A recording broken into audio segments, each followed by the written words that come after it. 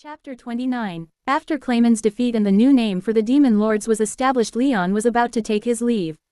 Leon, if there's nothing else, I'll take my leave. Shizu looked to Rimuru. He smiled and nodded. She soon followed soon after to speak with him. Seal, are you curious as to what they might be discussing?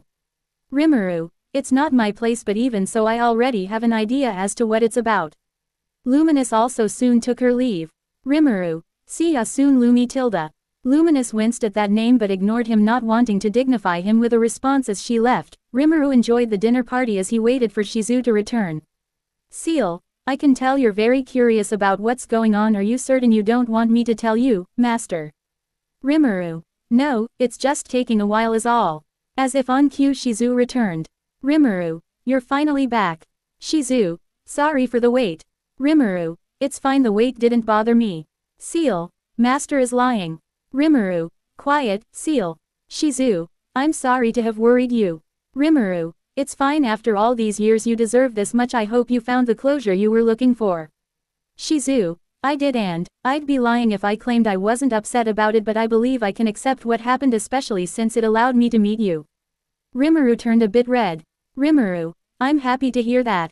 Seal, if you're ready, I advise we take our leave now, Master. Rimuru, yeah, you're right, I don't want to leave Veldora alone for longer than I need to. Rimuru, Seal, and Shizu took their leave and arrived back in Tempest, greeted by the citizens clearing a path for him while on their knees. Rimuru, well, isn't this a warm welcome? Diablo, please accept my sincerest congratulations on your succession to Octogram. Azrael, no need to lay it on so thick. Diablo, obviously becoming a demon lord is a simple task for Master. Rimuru, ah, I see you're both back, but where is Testarossa? Azrael, I deemed it fit to leave her in charge of the remainder of the mission due to her higher capabilities and specialties. Diablo, I agreed full-heartedly with Lady Azrael's advice.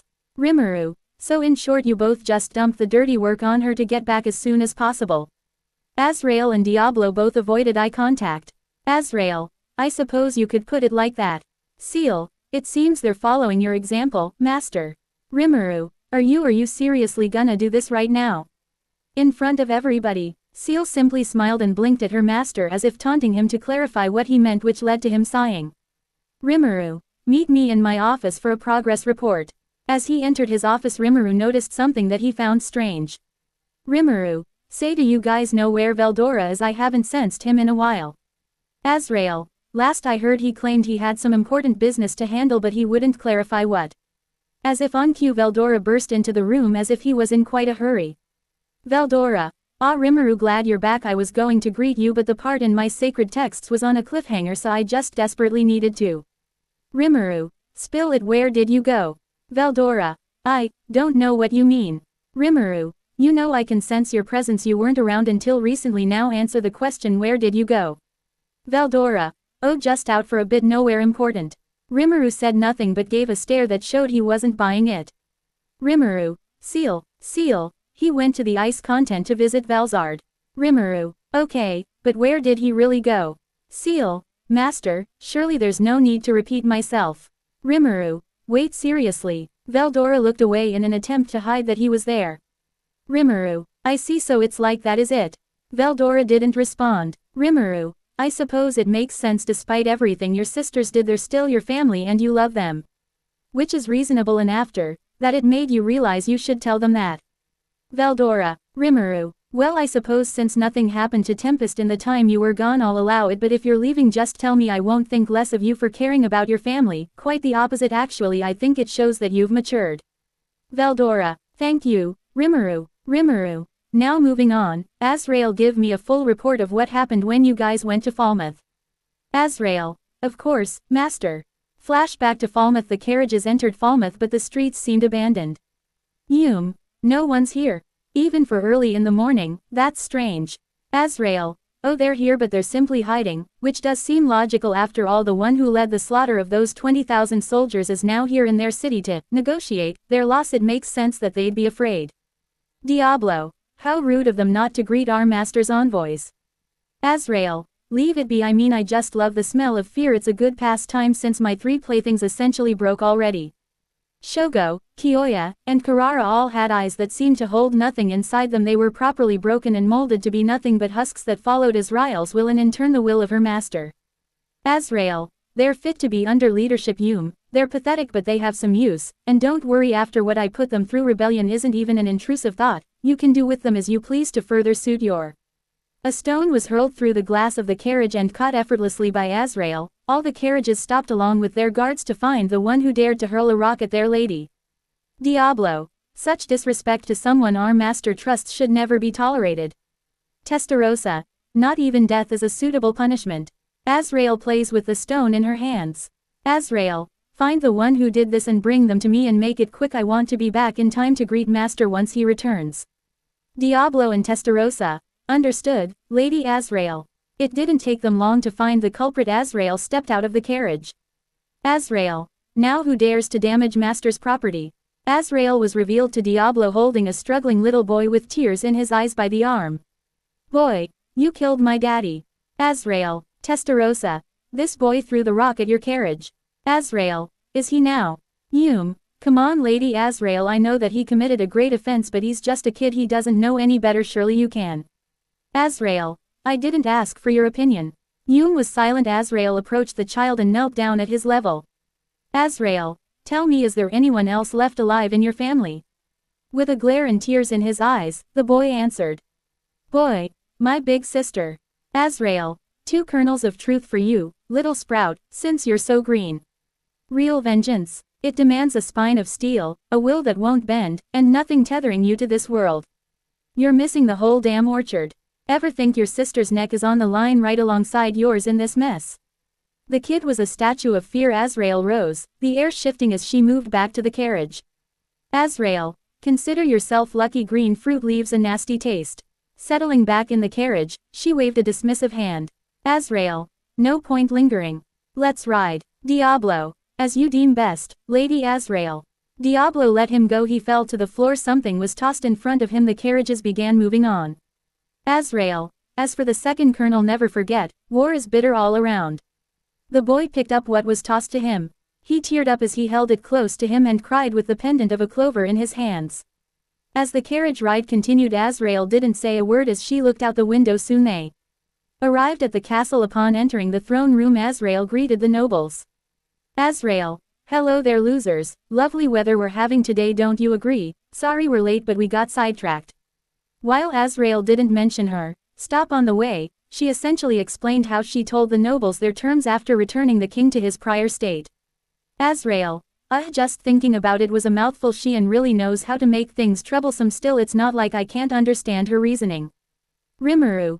Good, so you explained we planned to wipe out Falmouth for daring to attack us, but Yum was able to deter us from that decision. I'm surprised you didn't kill and or eat anyone while you were there.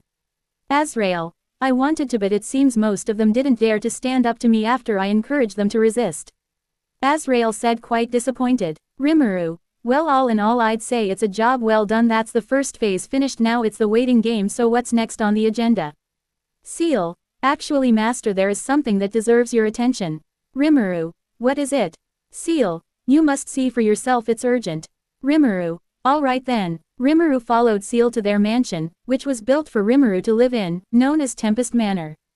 Rimuru. This must be a delicate matter if you brought this straight home, especially if you didn't use thought communication. Seal. I suppose you could say that. Suddenly, the manor's exits thundered shut, sealing them in. The next moment, Rimuru found himself inexplicably seated at a table where Shizu, Azrael, Shuna, and Xian waited. A thick wave of unease washed over him. Rimuru. Symbolically, this is bad, am I in trouble? Seal. Not at the moment, master, and I think it best we keep it that way. She said as she sat in the chair facing opposite of him. Rimuru. Well then, what's this about exactly? Xian. Lord Rimuru, we all believe it's about time you make things clear. Rimuru. Shuna. We want to know where we stand and what are we to you. Rimuru. Oh, I see, I was right, this is bad, very very bad. Shizu. Simply, fooling around, isn't becoming of you. Rimuru. Only one way out. Rimuru looked to Azrael. Azrael. As deplorable as I find myself to admit it, I agree with Seal. I want this to work, continue, and grow, and realistically that's only possible if you make things clear. Rimuru. No outs, only forward. I'm doomed. No, I was doomed from the start. They planned this. Well, what exactly is it you want to know? Rimuru said with a cold sweat flowing down his forehead. Seal, we think it best you make clear your intentions, master. Rimuru, right, I suppose that's reasonable and you all do deserve that much. Rimuru took a deep breath and turned red. Rimuru, well, let me start with that you are all very precious to me, more so even than most. Shizu, go on. Rimuru was red as a tomato. Rimuru, and, well, I can't do this. Anyone save me. Suddenly Soe entered the room through the door. Soe, Lord Rimuru, forgive the interruption, but it seems Geld is under attack in the forest. Rimuru, saved. This sounds important. I'll get right on it. Azrael, master, you should hold on. Rimuru dashed out the door with a sonic boom following him as he exited. Rimuru, I need to reward Soe for being so on time and reliable. I don't know what's going on, but I need to thank whoever is responsible. Now I can take my time with them and stall away from ever being put into such a terrifying situation again. Rimuru's arrived to see Benimaru speaking with another Kijin. Rimuru, what's going on over here? Benimaru, Lord Rimuru, rest assured this is a misunderstanding. Rimuru, oh, so you know this Kijin? Benimaru, yes, this is my sworn brother. He has been named hero recently. Rimuru, I see. Who the hell is this guy? For clarification, as you can imagine, multiple timelines can have multiple differences. One of the many that was in this Rimuru's was that he never made ties with the kingdom of Raja since he's from an LN timeline and Raja is only canon to the manga and anime, so right now Rimuru is going in completely blind. Rimuru, I'm used to knowing everything already in advance, but this is new. Did I forget someone? No, someone who Benimaru calls brother. I would forget so easily. Well, I guess I'll just let it play out. Hero, so you are the one who gave Benimaru his name. It's an honor to meet you. Thank you for taking care of him. Benimaru and I are from the same village. Rimuru, you are. Then why didn't I? Shion, brother. Shion, Shuna, Hakuro, Soe, and Kurobe had appeared after they heard the news of the commotion. Shion, is it really you? Hero, you're all here. I can hardly believe it. Shuna, hello, brother. Kurobe, oh wow, you've grown since I last saw you. Rimuru, I see. I suppose I should have left a sign or something. You must have no idea. Hero, no idea of what? Rimuru, come, I think you'll want to see this. Rimuru and the others guided Hero to the area in Tempest where most Kijin lived. Hero couldn't believe his eyes. It was like he was back at the home he thought he failed to protect. Hero fought back tears in his eyes. Hero, everyone is here. Rimuru, I knew that Clayman planned to wipe out the ogres, so I gave them the offer to work under me. The village was ravaged, but we got everyone out long before they arrived. The other Kijin noticed Hero was with Rimuru. They greeted him and embraced him, happy to see he was alive. Hero, you're alive. We thought we'd never see you again. They exclaimed in unison. We heard about what happened in Tempest, one of them said, his voice filled with concern. We were so worried about you. We're so glad you're safe, another chimed in, relief washing over his face. We almost lost hope. We owe you a debt of gratitude, Lord Rimuru, they said, bowing their heads in respect. For bringing Hero back to us. Rimuru, he deserves your thanks. He found his way back home himself. You have our eternal thanks, the Kijin said, their voices filled with sincerity. We will never forget what you have done for us. Hero couldn't stop the tears flowing from his face. Hero, thank you, Lord Rimuru, for saving my village. Words can't express my gratitude. Rimuru had a warm smile. He put a hand on Hero's shoulder. Rimuru, it's my pleasure. Believe me, I'm glad I was able to help. To be continued.